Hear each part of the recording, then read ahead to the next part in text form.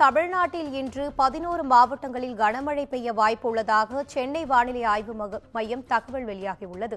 நீலகிரி, கோவை, திருப்பூர், ஈரோடு, தேனி, விருதுநகர் ஆகிய மாவட்டங்களில் கனமழை பெய்யக்கூடும் என்று சென்னை வானிலை ஆய்வு மையம் தகவல் தெரிவித்துள்ளது.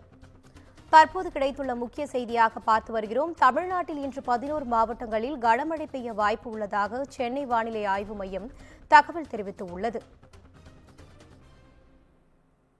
நீலகிரி, கோவை, திருப்பூர், ஈரோடு, தேனி, விருதுநகர், ராமநாதபுரம் மாவட்டங்களில் இன்று கனமழைக்கு வாய்ப்பு உள்ளது.